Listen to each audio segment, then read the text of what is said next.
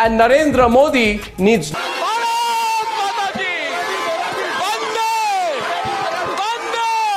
यह जो आप जीत का जश्न देख रहे हैं, यह जो सुरक्षा देख रहे हैं, यह जो है आप तेवर देख रहे हैं और विजय जुलूस देख रहे हैं, यह बताता है कि पत्रकारिता किस चूल्हे की आंच पर सिक रही है।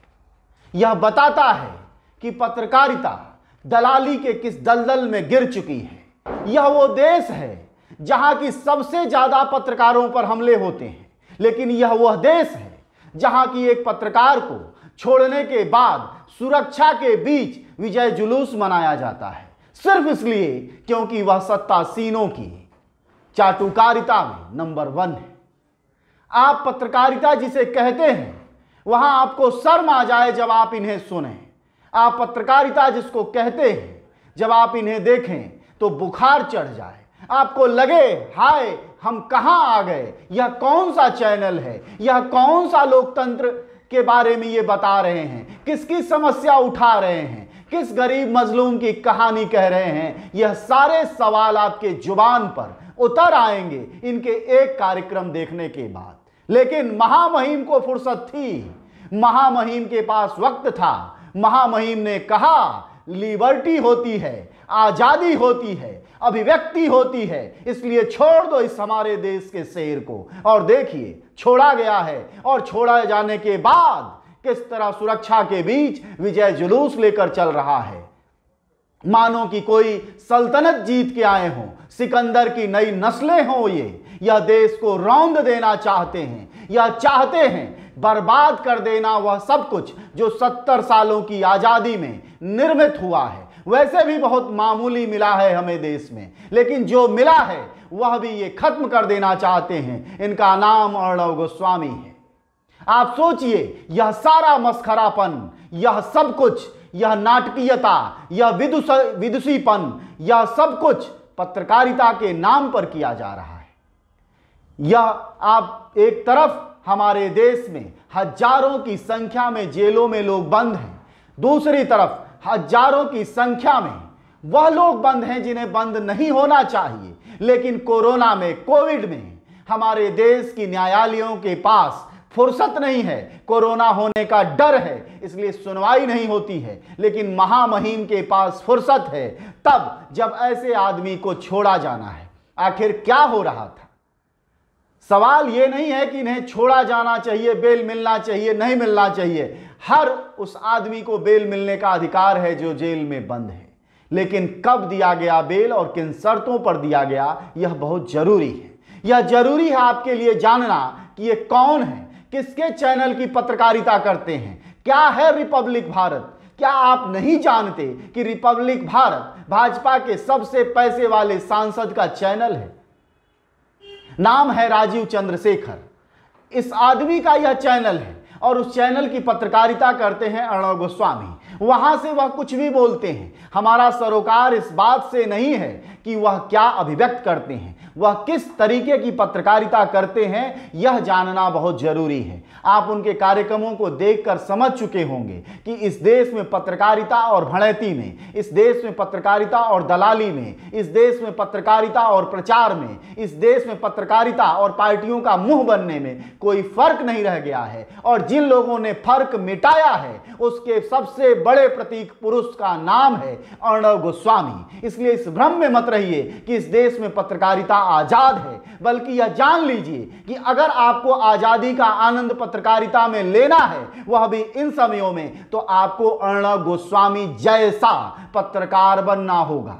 आपको भड़ैती करनी होगी, आपको पार्टी का मुखपत्र मुंह बनना होगा, आपको जुबान बोलनी होगी उन पार्टियों की जिसकी आप दलाली खाते हैं।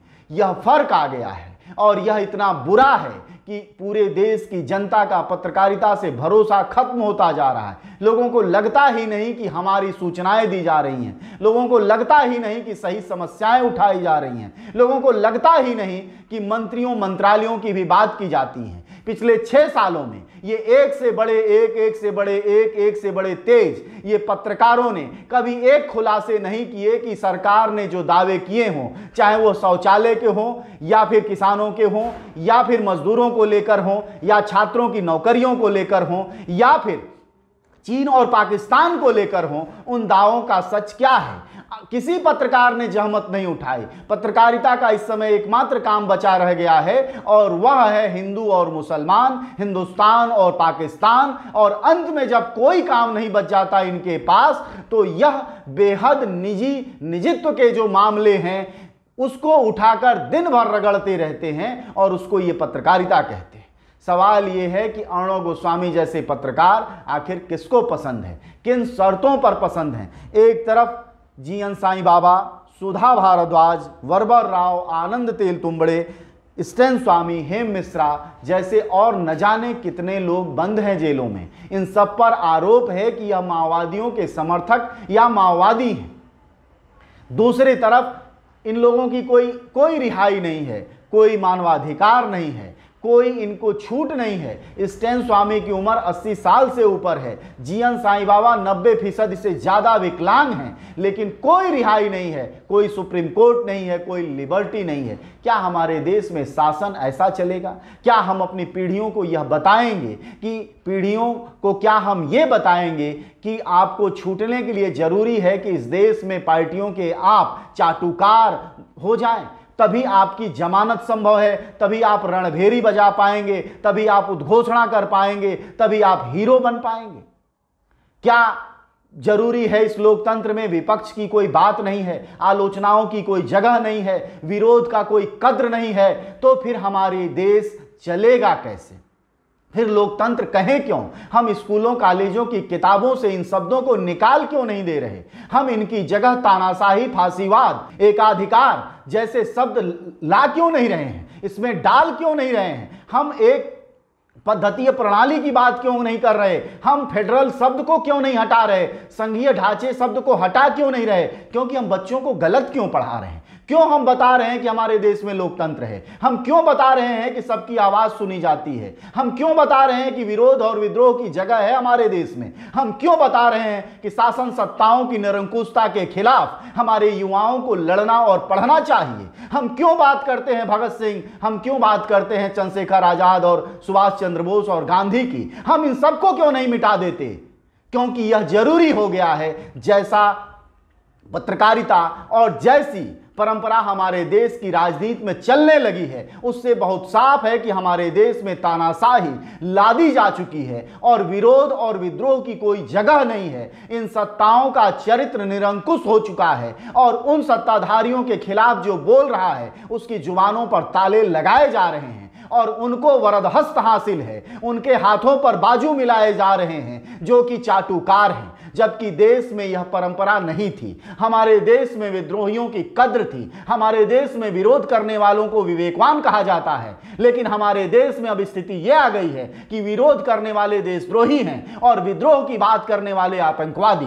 क्या हमारा लोकतंत्र इसी के लिए खड़ा हुआ था और बना था? क्या इसीलिए हमारा लोकतंत्र बना था कि अब अर्णव गोस्वामी जैसे लोग हीरो माने जाएंगे और जमीनी और जनहित की पत्रकारिता करने वाले लोग या फिर हाशिए पर डाले जाएंगे? नहीं तो जेलों में सबक लेने की जरूरत है। हमारे लिए खतरा अर्णव गोस्वामी से ज्यादा अर्णव गोस्वामी के श्रोता हैं जिनके दिमागों पर ताले बंद हैं। उन तालों को खोलिए, क्योंकि अपनी पीढ़ियों को आपको रोजगार देना है, विवेकवान बनाना है, एक सक्षम और समृद्ध नागरिक बनाना है अगर भारत का। उसके लिए जरूरी है सरकार की आलोचना, क्योंकि सरकारें किसी ब्याह शादी में लाई गई दुल्हन और दुल्हे की बारात नहीं है। वो सरकारें जनता की वोट से चुनी जाती हैं, हमारे टैक्स से चलती हैं। गरीब आदमी जिसको एक रोटी का ठिकाना नहीं, जो अपने बच्चों को 2 समय दूध नहीं पिला सकता, जो रोज घर में दाल नहीं खा सकता, उसके टैक्स से ये सरकारें आलीशान ढंग से चलती हैं। दिल्ली से लेकर और देश के सभी राज्यों की राजधानियों में जो संसद और विधानसभाओं में बैठने वाले लोग हैं,